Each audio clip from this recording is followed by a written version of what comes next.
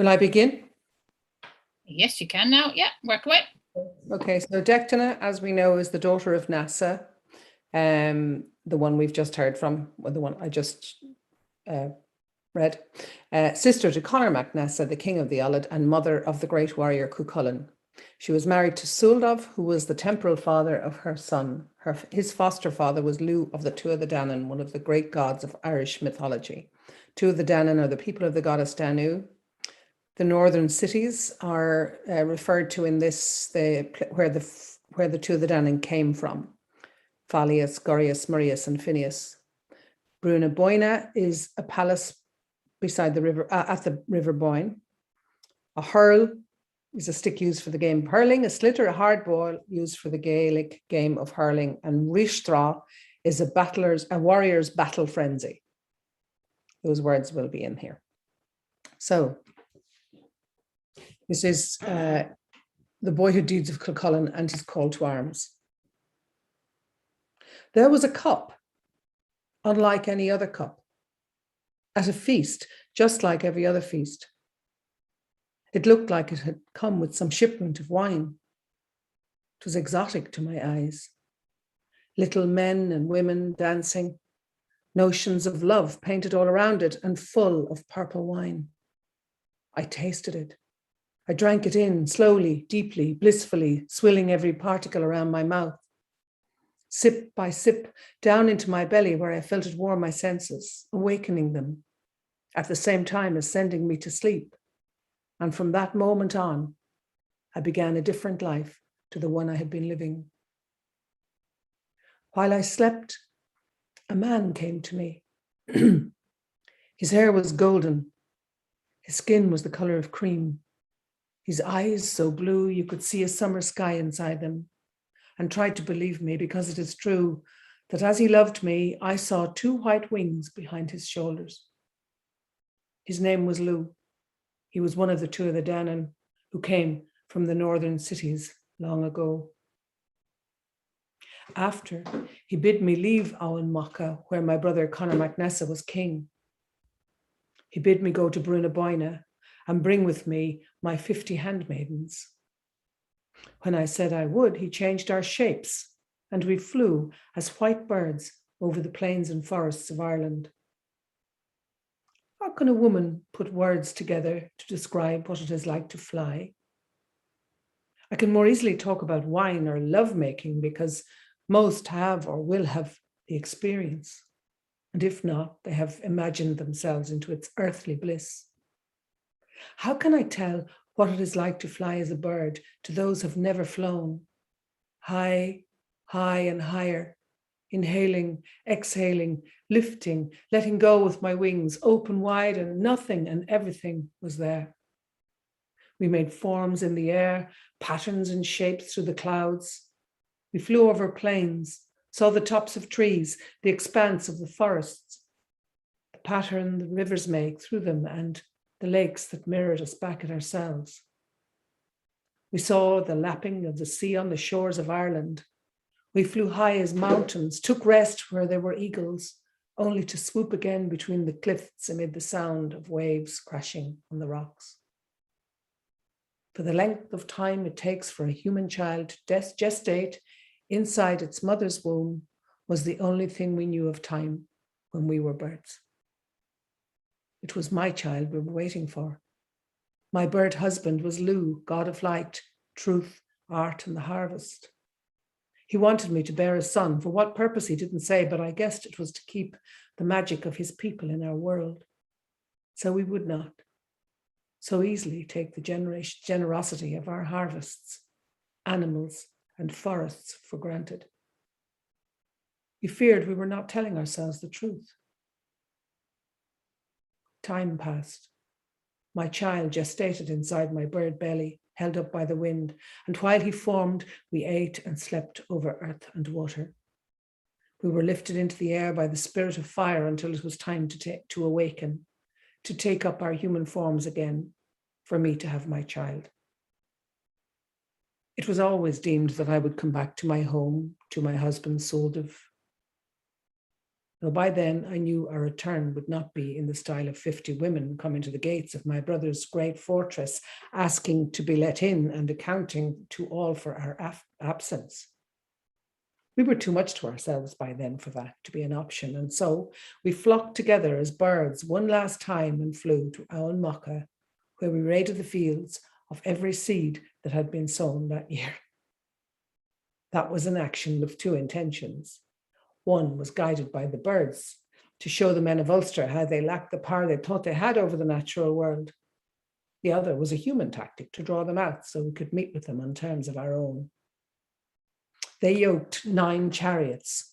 Then King Conor and Fergus MacRae, who had been king before him, Lyra Budach, Conal Carnac, and many more followed us with enchantment and anger upon them.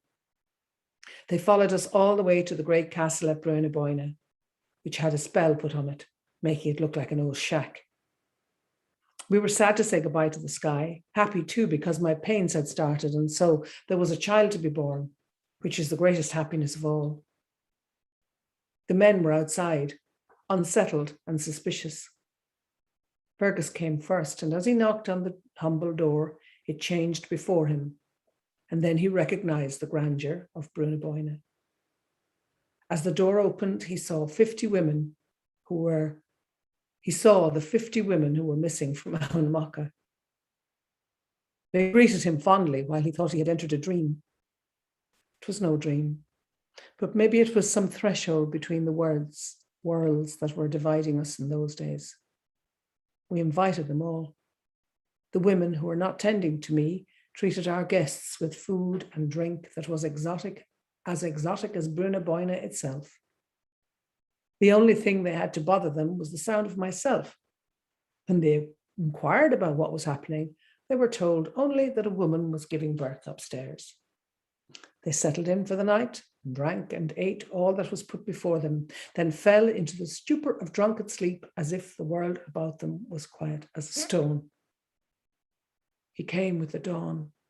He was put to my breast, and I swear he was the most beautiful child a woman ever bore. Fair and fat, and if angry roars are a sign of great health, then he was healthy beyond health. And when he opened his eyes, I saw a summer sky inside them.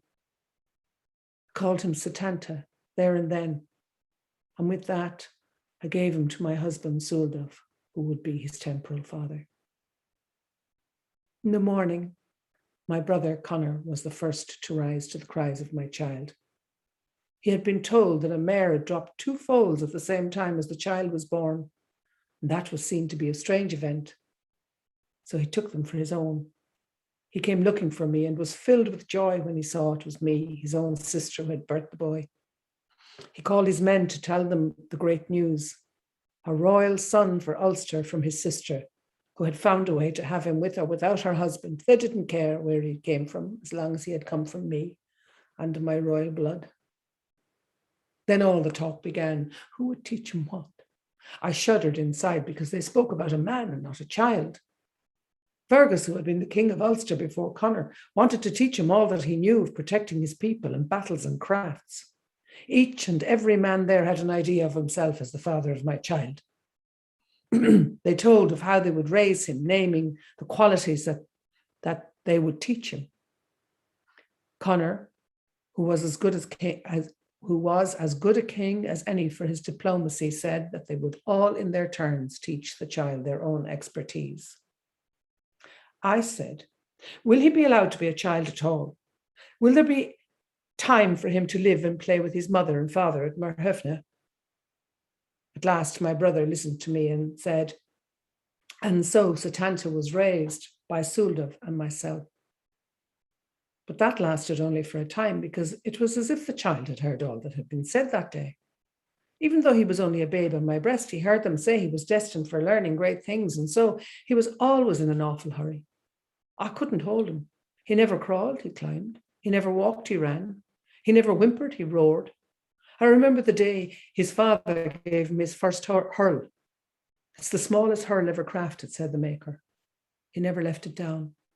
He played with that hurl and slither from morning till night, aiming, getting it right, aiming, getting it wrong, then roaring and screaming until his little face was red as an apple. Over a very short time, he mastered his command of that ball so that he could have hurled it through the eye of a needle. A hurl and sliotar were the softest toys he would entertain.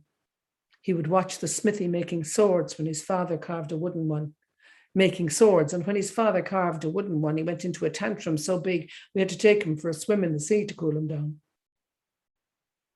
He was only 7 when he said he wanted to go to Ulster to meet his fate. When did a child ever say that to a mother? I told him he was too young to go, but by hook or by crook he was going, for the mischief in him was cleverer than any man or mother. I loved him fiercely, the way mothers do, and he loved me back as he climbed over my body, entitled to it. I was his softness, and I feared for the determination that would take him from me, and for how long he would wait to find it again. He left well before he should have. I forbade him. Sula forbade him, but off he went anyway, saying, "Sure, all I'm doing is following my ball." So he followed his ball, sure that it would find the way for him, and it did. After that, I only had my child through the stories he made, and I believed them all, for I knew his boldness all too well. I hoped he would be taught to steer it, hold it, know when it made sense and when it did not. I also knew my hope was against hope because of how delighted men would be with such a fearless child. As his mother, my heart had been opened up only to be broken as my beautiful boy, Setanta, went into a world that was delighted by war. Before he found Aulmaka, Setanta came upon a group of boys, all his own age, playing a game of hurling. He joined them, but never let one of them take the ball. "Who is this show-off?" they asked. And as they said it, they began to gang up on him. The disturbance was discovered by Fergus MacRaich, who took him to the king to see what to do with him. When Conor discovered it was his own nephew, he was delighted. He sat Setanta on his knee and explained that all the boys were like himself, relatives of kings, and he must ask for their protection. So he did, and they said he could have it, inviting him to play. But Setanta drove the ball through them all again, never passing it, heading straight to the goal, all by himself. They complained bitterly, but Setanta said, "I asked you for your protection, but you didn't ask me for mine. You cannot play as equals until you do." I was proud to hear that story. I thought to myself, he's part of a team, so he might be safe after all. I had seen him show off to make a point when there was a point to be made. That was his way. But I feared misinterpretation that could be dangerous for him. Competence can send protective instincts to sleep sometimes. I was also consoled to hear that Setanta had been given Conor's knee as his public seat, so that he might be seen as the little boy that he was.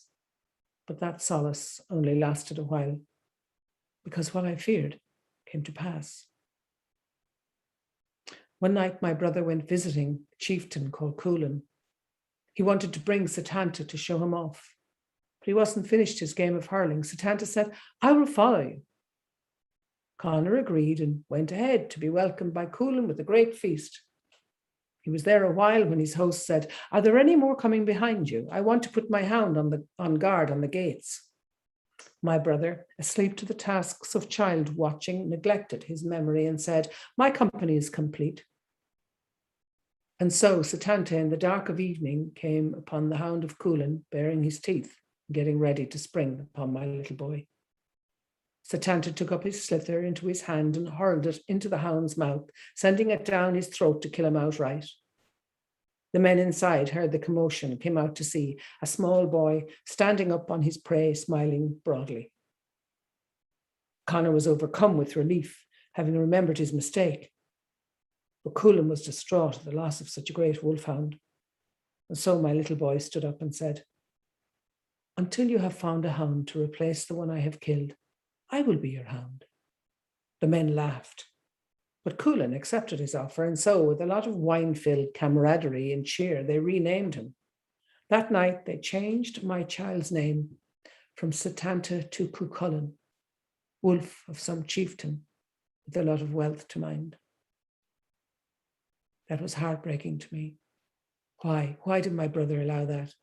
My child didn't need to be named for someone other than himself.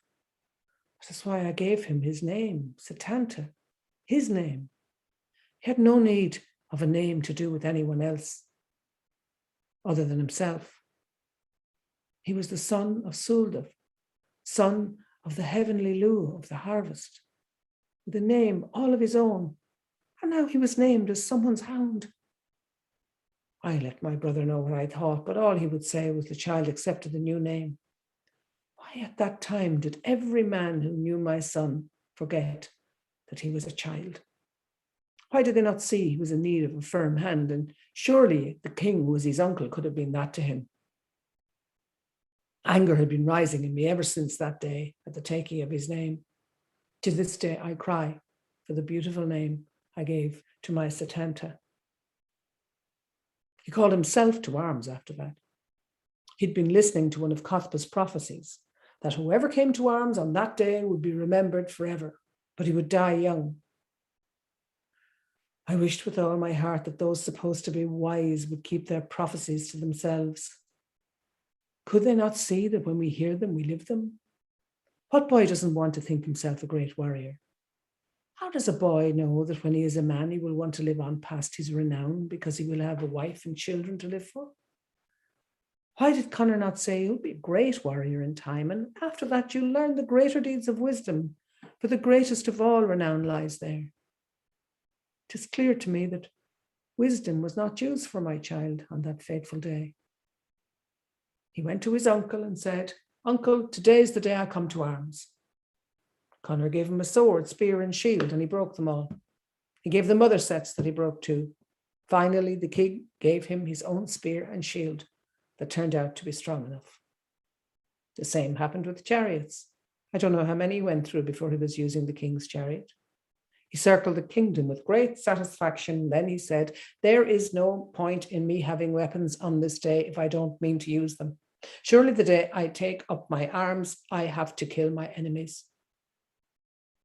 So he went to the fort of the three sons of Dechtine, fearful warriors that none had ever gotten the better of, who had killed as many Ulstermen as were alive at that time. He killed them all, and I say they deserved to die, for they were all prepared to fight a boy who was taunting them. When I heard it, I said, may they never be buried.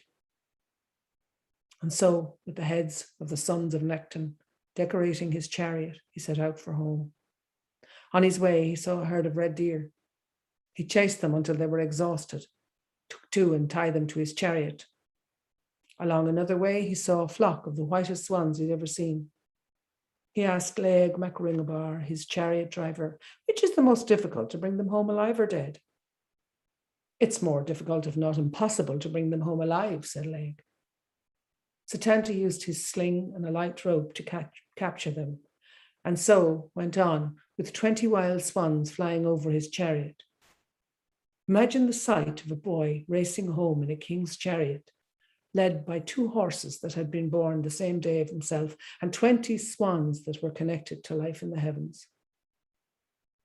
What was forgotten was none of these feats could have been won if he was not still occupied by his Retold, which was what brought him beyond the feats of ordinary boys. The company at Down Mocha had seen it before. The savage Retold of Cuchulainn, as they called him. They were afraid of it, and it was only when they wanted to control him that they remembered how young he was, and that he was a virgin boy.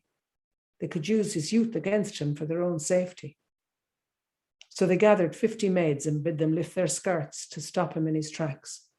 And when it did, they took him and doused him 3 times in a vat of cold water. And because I am his mother, I know that it shamed him. All I could do then was pray that he would find a good woman when the time came, that he would find a soft rest again sometime in his life.